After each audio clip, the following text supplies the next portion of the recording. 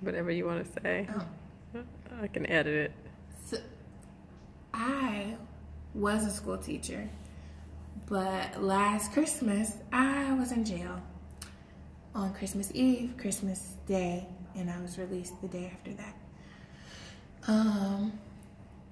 It was after a domestic situation that I was unsafe, a living situation that was unsafe for me. I was charged with a felony. The charges later got dismissed because they were proven to be untrue, but I was in jail on Christmas. And I remember having some kind of peace, but I was also super sad because I was in jail on Christmas. And then on Christmas Day, they said that I had a visitor, but I knew that I'd heard the inmates say that you couldn't have visitors on Christmas, like that there was no visitation on Christmas. That's what I understood them to say. And the COs or whatever they're called took me into this room, and Dr. McClinney was there.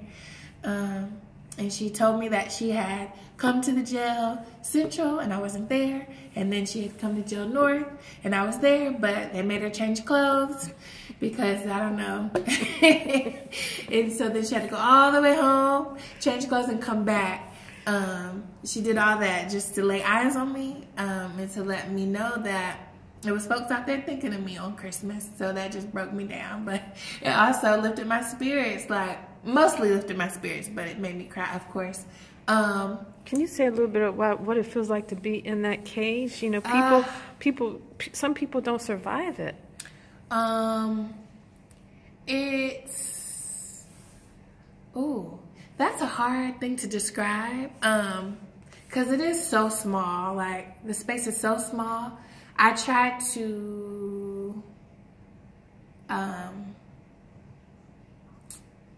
to get some peace from somewhere, because I was sure if I didn't, I would lose my mind and I didn't know what I'd do after that. But is that where you were singing and were put in solitary?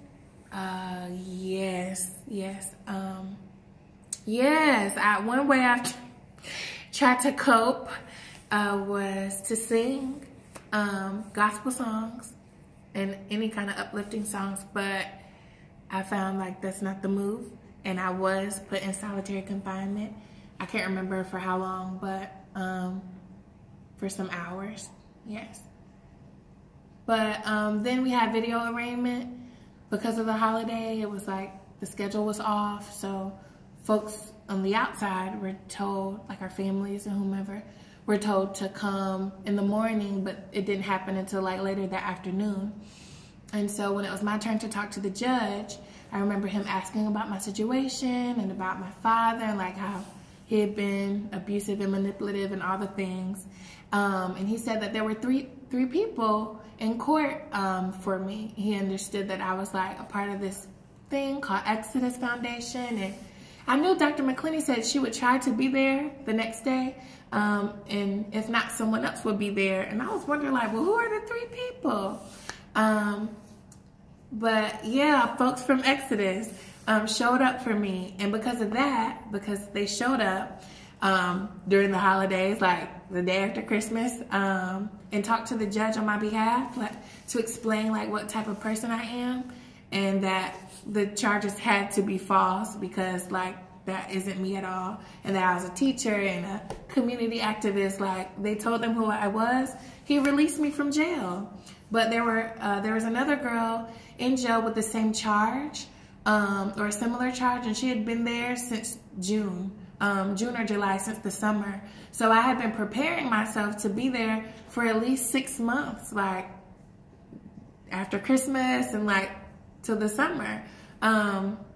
But because I had support from Exodus, like that is not how it went. And I was released the next day. The charges were dismissed. Every court date I had, there were lots of them, first appearance and all these court dates. My mentor drove me, picked me up from home and took me there because I didn't have a car and my license was still messed up.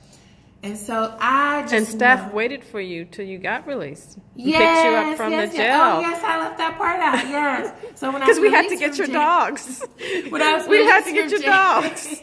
We had to get the dogs. When I was released from jail. So she was not going anywhere without the dogs. That's right. I was not going anywhere without my dogs, my babies. So we had to go back to the hellhole that was home and get my humbug and fluff and put them in Dr. McClinney's car. I ended up staying at Doc's house for a week during Christmas. Day after Christmas, I ate up all her Christmas leftovers. Mac and cheese. Mac and cheese. But I'm glad you liked it. I'm glad you liked it. Well, look. So tell people to give, so we can get more mentors. Please give, because so we can hire more staff. Yes, it's so important because like the workload is tremendous. There are so many people like falling through the cracks. So many people getting locked up. We can help so many more people, right, Brandy? Yes, there are so many more people that Exodus Foundation can help. Serve. Yes, and serve and uplift and Yes. guide and help and love on.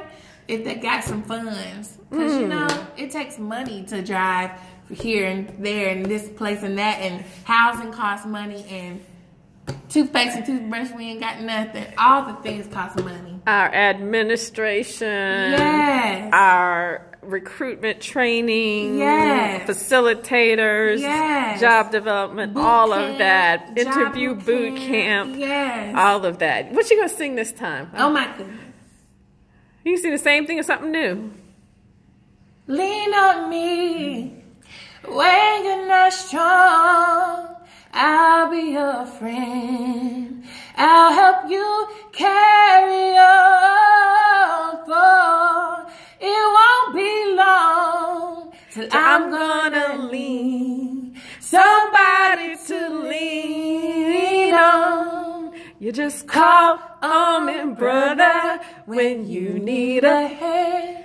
We all need somebody to lean on. I just might have a problem that you understand. We all need somebody to lean